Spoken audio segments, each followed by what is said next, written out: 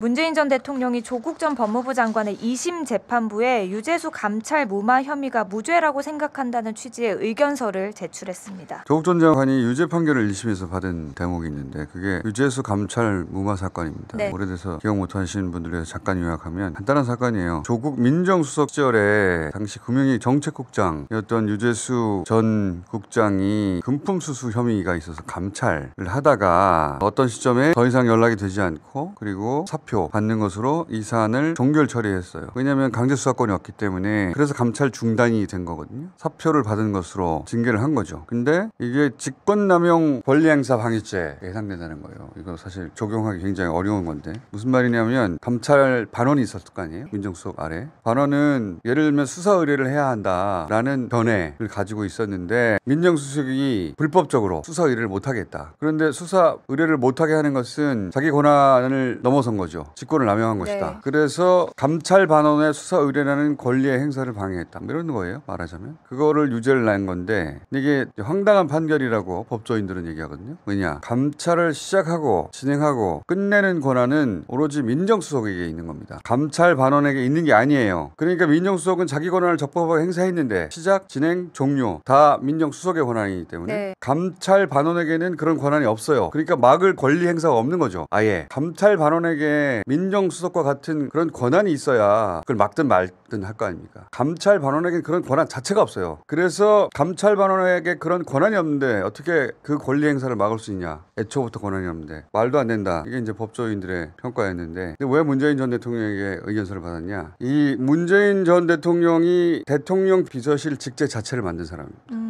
노무현 정부 시절에. 그리고 또 문재인 정부의 수장이고. 그래서 민정수석의 감찰 권한에 대해서 누구보다 전문가예요. 본인이 직제를 만들었으니까. 그래서 의견서를 제출했는데 그 내용은 제가 말한 대로예요. 감찰의 처분 권한은 민정수석이 있다. 이렇게 의견서를 냈다고 해요. 감찰 반원은 의견을 개진할 수 있는 네. 것이지 처분을 할 권한이 없다. 권한이 있어야 막든 말든 할 거 아니야. 있지도 않은 권한인데 뭘 막았다는 거예요. 의견은 개진할 수 있어요. 의견을 개진했고. 그런데 처분의 권한이 없어요. 권한이 없는데 막을 권리 행사가 없다는 거죠. 권리 행사를 막았다는 거거든요. 불법적으로. 거기에 대해서 문재인 전 대통령이 본인이 직제를 만든 사람으로서 의견서를 제출한 겁니다. 무죄라고. 이 내용에 대한 해설이 없더라고. 기사를 아무리 읽어봐도. 이런 내용입니다. 근데 진짜로 웃긴 건 검찰은 이 의견서에 대해서 부동의를 해요. 이유가 너무 웃겨요. 문 대통령이 작성한 게 아닐 수 있다.